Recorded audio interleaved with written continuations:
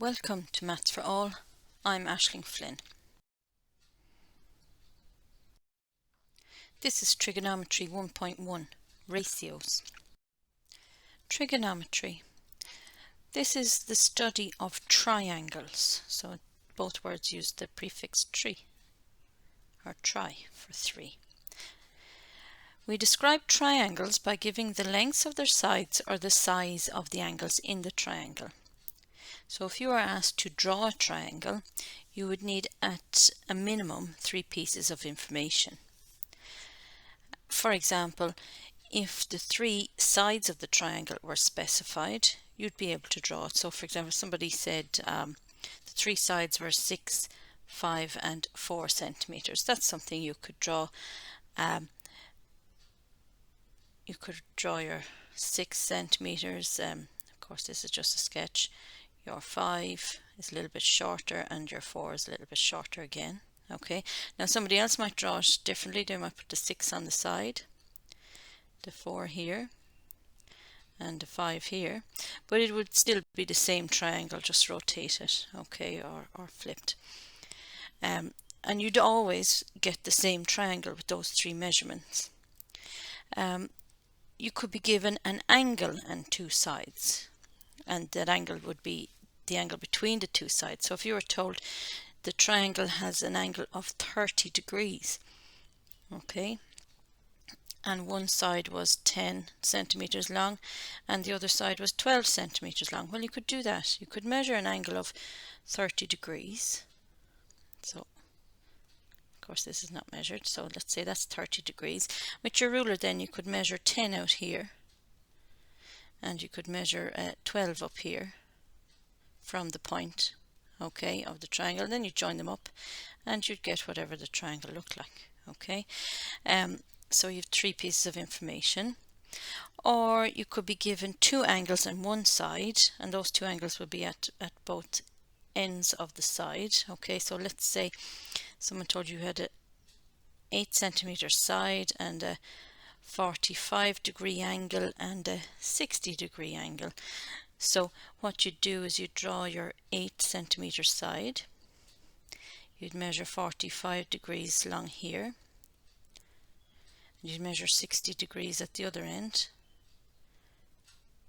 and then where those two lines cross, you'd have complete your triangle. Okay, so 3 pieces of information. Now you could be given 3 different angles, and that can result in many similar triangles, but not always the same. So if we take the 45 and the 60, well, the other angle there would be to add up to 180 would be 75 degrees up there, okay. So you could have a very small triangle that measured 45, 60 and 75, or you could have a very much larger one that had the same angles of 45, of course these are not measured, 60 and 75. So you do need one length to really specify a particular triangle, okay. These triangles here are called similar because they're quite similar. They look kind of the same, just different sizes. Okay, so 3 pieces of information give you a triangle. Now we're going to look next at right angle triangles only, okay, and we're going to name the different sides of it in respect to various angles, okay. So we have 3 names for the 3 sides, and the names depend on where you stand in the triangle. So in the first triangle here, we're going to stand, pretend it's a room and you're standing in corner A, you're standing here, okay. Now the side opposite the right angle is called the hypotenuse. So opposite refers to across from or not touching. Here's my right angle, 90 degrees, and across from it is the hypotenuse, okay. Little while we'll just use the letter H for that, okay. Because 90 degrees is the biggest angle in the triangle, well then the biggest side will be opposite it. And so the hypotenuse is always the longest side in a right angle triangle as well. Okay, now let's look. The side next to angle A, so next to or beside, is called the adjacent side. So if you're sitting adjacent to somebody, you're sitting right beside them, and maybe your two elbows touch, you're touching or beside them. So this side here, this line here, is adjacent to angle A. They're touching, they're right beside. Okay, and in a moment we'll be using letter A for adjacent. Okay, adjacent means beside. And the third side we'll refer to as across from our opposite. Okay, so if you're standing at A, you're looking across at, you're not touching, you're looking across at the opposite side. We use letter O for that in a moment. Okay, so we have hypotenuse, opposite and adjacent. Now if you change your orientation, if you move to a different corner of the triangle, so if we go up to angle B here in the second picture, things can change somewhat. Now the hypotenuse is always the hypotenuse, that one doesn't change. Okay, but which side is adjacent to B? So which one is right beside or touching B? Now that has changed, so A is now this vertical line. Okay, and opposite B, draw these arrows if you need to, is now along the bottom. Okay, so depending on where you are looking from, the adjacent and the opposite can be different.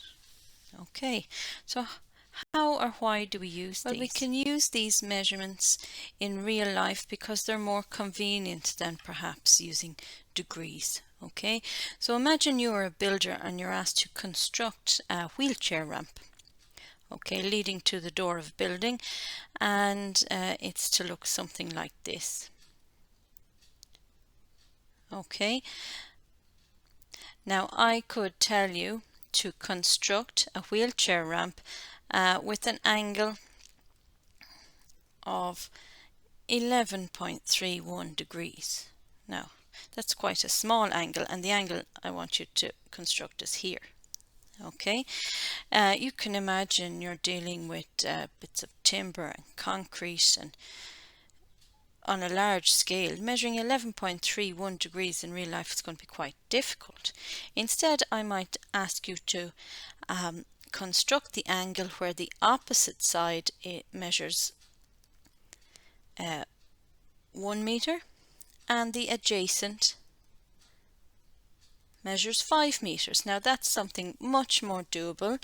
You'll be able to mark out the ground 5 meters long, and you'll be able to mark a height of 1 meter, and you'd be able to do whatever people do to build ramps. Okay, and much more manageable in real life, isn't it? Okay, so that was achieved using the opposite and adjacent measurements, but actually you'll find that this angle is 11.31 degrees. Okay, similarly, if a person was asked to construct a roof on a house, so excuse my drawings. Okay, but what you're given is you have rafters or wooden beams of length 5 meters. Okay, and the width of the house is 6 meters across. Okay, so what you'd do is you'd split it in half, 3 and 3, and you'd be able to line up your rafter there of 5 meters and 5 meters, 3 and 3.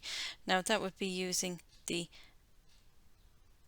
adjacent and the hypotenuse, okay, left and right. Okay, can anybody tell me what the height of the roof would be in that case? Well, using Pythagoras, you'd see that it is 4 meters high. Okay, so basically what I'm getting at here is using the lengths in real life, okay, is much more practical than taking measurements of angles. In the case of the roof here, that measurement there would be 53.1 degrees. Okay, So using lengths would be far more practical and easy to use than measuring degrees. Now, example question. For the angle A in the given figure, write down the length of the opposite side. So this is just getting used to the terms. So standing at A, which side is opposite? Now I always start with labeling what I do know, which is that the hypotenuse is always across from 90 degrees. So this is H. Okay, and now we're asked for opposite. So which one is it? Opposite means across from, so you're looking at it. So, and that's across here. Draw in the arrows if you need to. And so 3 is opposite. So the answer to the length of the opposite side is 3. Now the length of the adjacent side, well, adjacent is right beside it. So which one is touching it? There.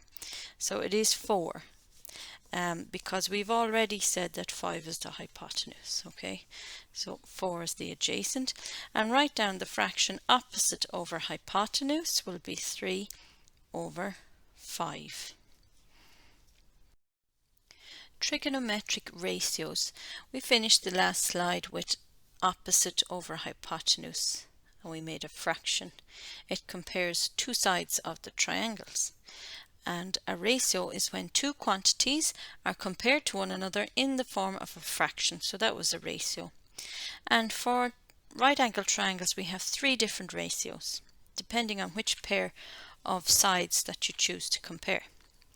So for all of these comparisons we're using angle A down here in the triangle, and the first ratio we meet here is called sine.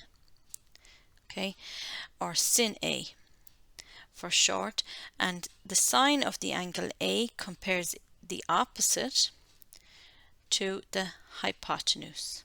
Opposite side over hypotenuse of O over H for short. The second ratio we meet is called cos A, or to give it its full name, cosine of the angle A, and it compares the adjacent side to A over the hypotenuse. So A over H for short. And the third comparison or ratio that we use is called tan A, and its full name is tangent, the tangent of the angle A, and we've met that word tangent lots of times. Okay, and basically it refers to slope. So we've vertical and horizontal here. Okay, so it compares the opposite to the adjacent, or O over A. Alright, now these are some of the few things that you have to memorize at this level. Okay, and it's well worth doing, and there are a few tricks to doing so. Okay, here's just 2 of them, and you can use some acronyms, which are sentences that help you remember. Okay, here's one. Some old hags can always hide their old age, or oh hell, another hour of algebra. Now how do they work? Let's look at some old hags. So we look to the first letter of each word. Some old hags. So S is for sine, O is for opposite, and H is for hypotenuse. So it helps you remember that the sine of an angle is equal to opposite over hypotenuse. In the other one, oh hell, another hour of algebra, you do have to recall that sine comes first, cosine comes second, and tan comes third. Okay, can always hide, so that's cosine, adjacent, and hypotenuse. So cos A equals A over H. Their old age, tan equals opposite over adjacent. Now there's loads of them out there. If you Google for them, find one you like, or you can make up your own. Any which way, just find a way to remember those. Okay, let's try it. Find the values of sine A, cosine A, and tan A in the given right angle triangle. So whenever you're asked to do this, I always write down my ratios first. So the sine of an angle, so some old hags is O over H. Cosine of an angle, can always hide, that's A over H. Tan of the angle, their old age, so that's O over A. Alright, so write those down and then we just substitute the correct numbers in. Before we substitute, let's look at angle A. Where is it? And where are the different sides? So the hypotenuse is always the longest across from 90 degrees, that's H. Straight across, looking at it, is opposite, so that's O. And alongside or beside is adjacent. Okay, so now we've got a number for each letter and we just have to write it down. So sine A equals O over H, that's 5 over 13. Cosine A is A over H, that's 12 over 13. And tan A is equal to O over A, that's 5 over 12. That's it. Let's look at this one now. From the given triangle, write down the value of, and so we've loads of things here, sines and cosines and tans for angle A and for angle B. So first off, I'm going to take angle A first. Alright, and I'm going to label the sides. So for A, opposite is 1, adjacent is this root 3, and as always, cross from 90 degrees will be H. Okay, let's remind ourselves, some old hags, sine is O over H, can always hide A over H, there, which is tan, old age. Okay, so let's fill in for the angle A wherever we see it. So sine of A will be O over H, which is 1 over 2. Tan of A will be O over A, which is 1 over root 3. And we tend to keep the roots in that form rather than decimal for trigonometry. And cosine will be A over H, which is root 3 over 2. Okay, so that's angle A. Now let's move to angle B. And things change a little. Okay, as we look across, we come to root 3. So for B, it's not adjacent, it is opposite. Okay, hypotenuse stays put, it's still the hypotenuse, but adjacent is alongside B. So that number 1 now is not opposite, it becomes adjacent. Okay, so let's start with angle B. Cosine B up here will be A over H, which is 1 over 2. Tan A will be over A, which is opposite, which is root 3 over 1. And sine B will be opposite over hypotenuse, which is root 3 over 2. Okay, so that's the job done, the question answered. But can you see any relationships? Look at sine A. You got the same answer as you did for cosine B. Okay, look at cosine A. You got the same answer as you did to sine B. So they're the reverse of each other. And look at the two tans, tan A and tan B. Well, they're similar, but one is the reciprocal of the other, or it's upside down. Okay, and this is true of any two pairs of angles that make up a right angle triangle, that together they add up to 90 degrees. Okay, the sine of one is the same as cosine of the other and vice versa.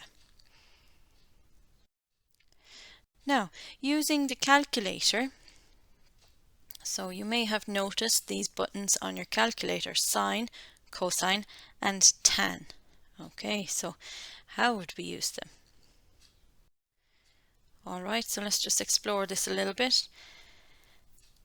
In the triangle on the left, we can see using our ratios that the sine A, which is opposite over hypotenuse, gives us 1 over 2. So our hypotenuse is across from 90 degrees, that's H, and our opposite is 1.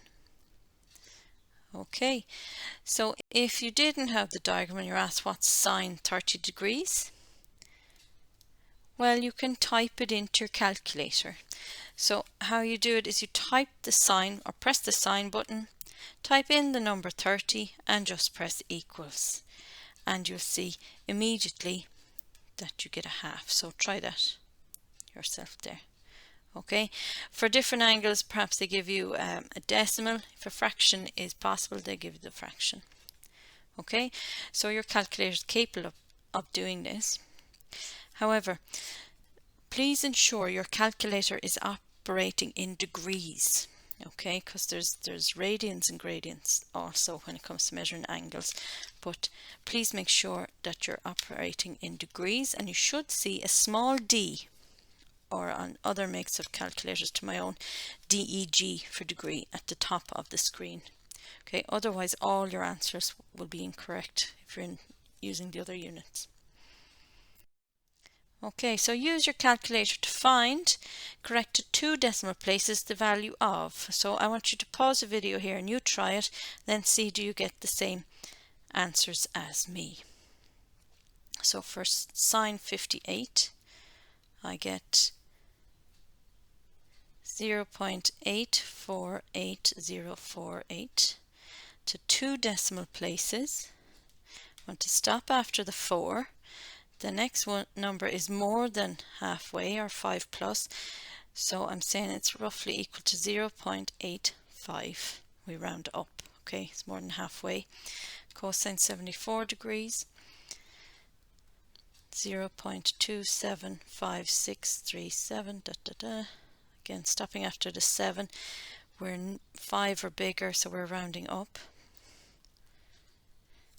Tan of 37 equals 0.75355, stopping after the 5. This is less than 5, less than halfway. So we will round down 0.75. And the next part is we're asked to verify. So remember, verify means show that it's true. Sine 27, we get 0.45 to 2 decimal places. Cosine 63, you'll see, is exactly the same. Sine 51 is 0.78 to 2 decimal places, and cosine 39 is the same. Now, why are they the same? Look at 27 and 63. When you add them, you get 90 degrees. Look at 51 and 39. What you get when you add those? 90 degrees. So the sine of one is equal to the cosine of the other, and vice versa. Now, you try some work on that, your quiz and written exercises.